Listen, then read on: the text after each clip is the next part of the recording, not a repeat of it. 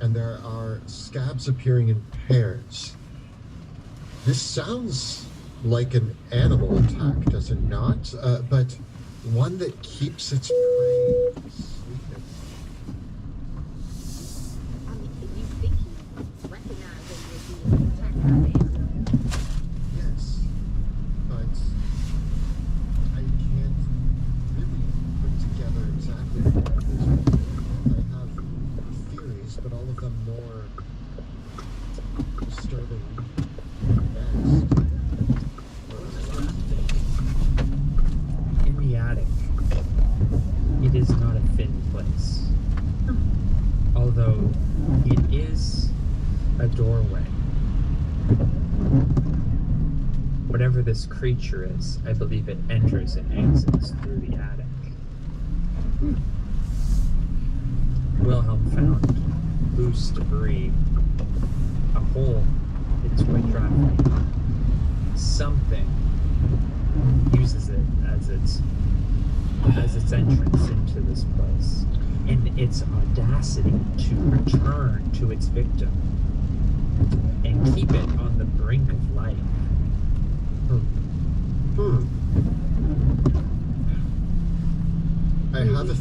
I have a theory. Yeah. It's extremely concerning.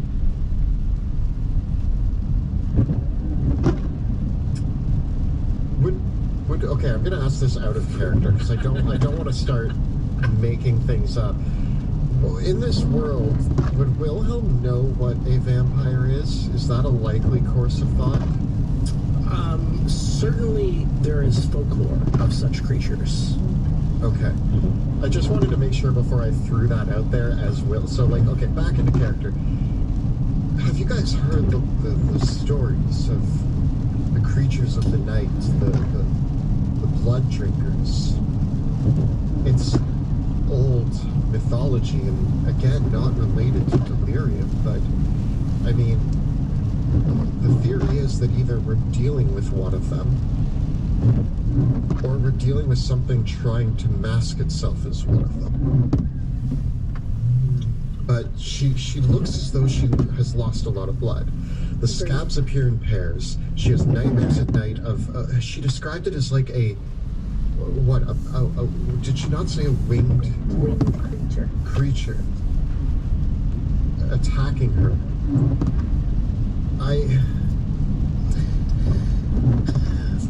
Wilhelm, you can give me a history check.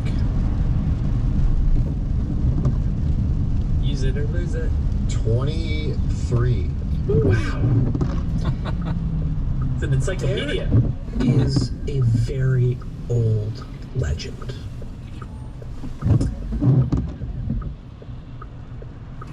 There have been many houses that have, noble houses that have risen to prominence over the ages of Westermar. And the legends speak of many noble houses that were the court of the night. That they had, seeking the means to meet the power of the sacred flame, Amethyst Academy, the nobility found a loophole of their own. Yet, often this has been regarded as peasant whispers. Though there have been times where occasionally rumors have been said that whenever there is a war between noble houses, particularly when there's been other a civil war on the scale that occurred in Westermar is a huge deal. But there have been wars between barons and wars between other rulers within Westermar of a much smaller scale. And sometimes noble houses have gone extinct. And sometimes the whispered rumors of the peasants is that this was the nobility purging the blood. I recite this folklore to my companions. Verbatim. Like, nailed it. Cleansing them of the blood, I finish. This headless rider, this creature of folklore, and this one they refer to as, or at least Craig refers to as the Morgan, some kind of controller of death. It all seems to linked. These could be just scare tactics meant to keep the fear. But something is harming her. So Agreed. This whatever this thing is real, but is it this creature of myth? We do not know. I believe that Morgan is behind. we're either walking into a den of monsters, or there is a malevolent being out to get us through means of sicking monsters on us, or some person is behind this. Again, it's too coincidental that there's a collection of delirium somewhere in this town, and we come here to witness monster stories coming out of every home. Some of these are old folklore, but like they were folklore that was not necessarily acted upon in my lifetime. Like, to have it all happening here at once seems, again, too coincidental. I still think that there's got to be a connected piece, and we haven't. We're going to need to investigate further to figure that out. But now the question is, there's the lodge that we could go to. There also might be value in spending nights here, waiting for this creature to show up if it does. That's where Mala, I think, is going. We're gonna catch one of these legends, these folklore monsters, in my opinion. Or if we want to bust it as a myth and someone, like you said, acted as such, I say we stay the night, protect her, and see if it shows up. Is the butler around? You can call him, yeah. I don't want to call him. I want to. So I give like the look, and I try to scan for thoughts, like I'm trying to see if there's anyone like. And then I lean in, and actually I'm gonna do it telepathically to both of you. I'm just going to say, what do you make of the butler? Do you believe he is in on this? Do we keep him wise to our staying around, or do we stalk the house silently? I like where your head's at. I think let's. Rudy, you are a good judge of character. I mean, would he be taking such good care of her? Make us wear gloves and such if he really had harm intended? Probably not. Unless he meant to keep his victim in that shape. For feeding purposes.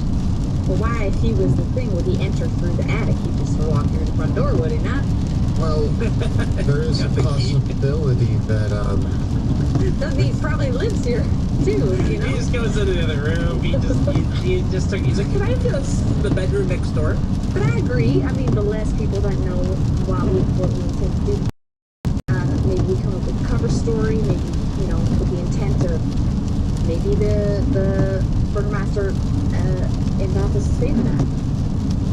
I also think that there could be value in questioning the butler, but we leave our plans out of the question and our theories. We simply ask about any additional information, such as does he stay the night here? Has he heard anything in the night? Any signs of the attic being opened or closed? Perhaps he could enlighten us. If he is true and loyal to protecting his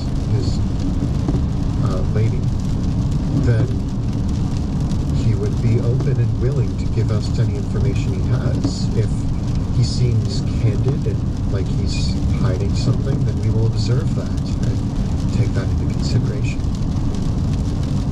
Yeah, I think this takes a bit more precedence. Like, that poor woman is on the verge of death. I think the steel fang can wait a bit. But,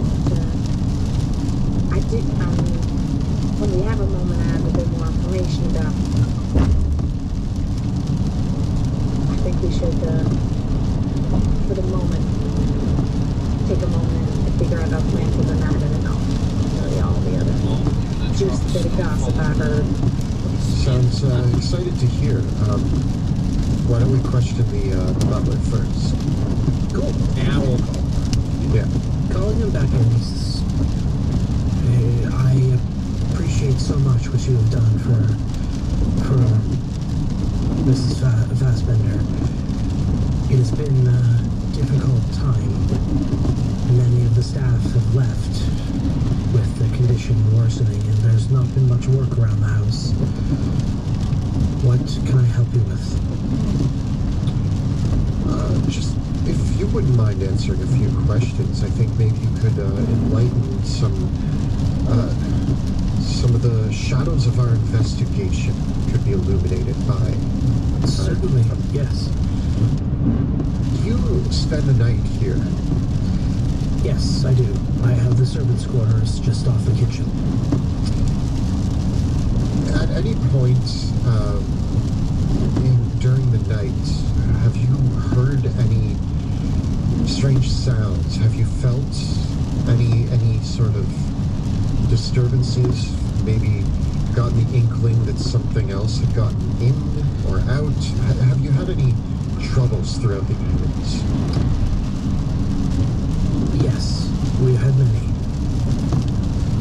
Describe Mrs. them. Fassbender has night terrors on a nightly basis. Not every night, but usually 3 or 4 times a week. She will have screaming dreams in the night. She will often awaken screaming, and many times will throw herself out of bed and injure herself further. It is to the point now where often her to bed, we have guards on the sides of her bed, and sometimes even I will prepare for her a tea to help her sleep through the night. And there have been some weeks where it has been so bad that I'd asked if she wanted me to have her restrained before she went to bed, because sometimes I've awoken to her screams every time, and she's flung herself from the bed and been injured. She never really remembers what happens in her dreams or her nightmares. She speaks of some creature stalking her. She's now so weak. It used to be at some points that she would run outside her bedroom and I would find her in the hallways, but she's now so weak that usually she doesn't stray far from her bedchamber. And when these disturbances happen, you rush immediately to her aid, yes? Yes, of course. There was a time when I resolved to stay with her through the night, and it never happened. And then the first night that I did not stay in her room with her, it happened. My next question might sound out of place, but I would like you to answer as best you can. You are the keeper of the house now, yes? Correct, yes. At any point, have you found the entrance to the attic ajar or Have you had to fix anything regarding the entry to the attic? It is in dire need of repair, you understand. I do. But, well, there are few funds, you must understand. The Burgomaster has spent a great deal of her fortune just trying to get medical help from the Flamekeepers and even from Dr. Moore, but there was even one point where I ordered healing potions from the Amethyst Academy, and it seemed to help with some of the scars that you've no doubt seen on her body, but not much else. One last question for myself. Have you noticed any sort of reoccurring schedule for the attacks? And by attacks, I guess I mean the night terrors. Attacks? Well, she believes that a monster is stalking her in her dreams, and she wakes up bruised and injured. So we're wondering. We know that it's 2 to 3 times a week. Does it happen on a consistent schedule? Like, are we talking Mondays or Thursdays, or is it? Not that I noticed. No. Rudy, Wilhelm, Rudy Rath, do you have any questions? Yeah, maybe you didn't see anybody coming in and out, but have you ever had a problem with pests in the house?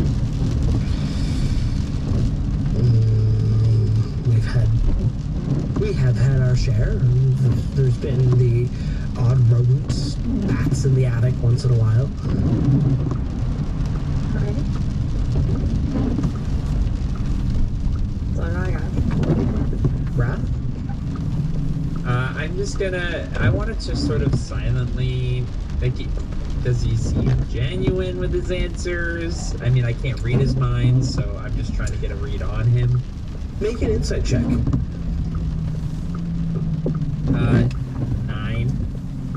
9. You can't get a read on him. Well then, soon home, so I'm gonna stop the stream here. Catch you guys later, or tomorrow when I'm going to work. I will be working in Oslo in the morning and Jessheim after that, so it will be a bit more driving. Later tonight I will hopefully get to play more with my Norwegian jet. I want to practice more pilot skills.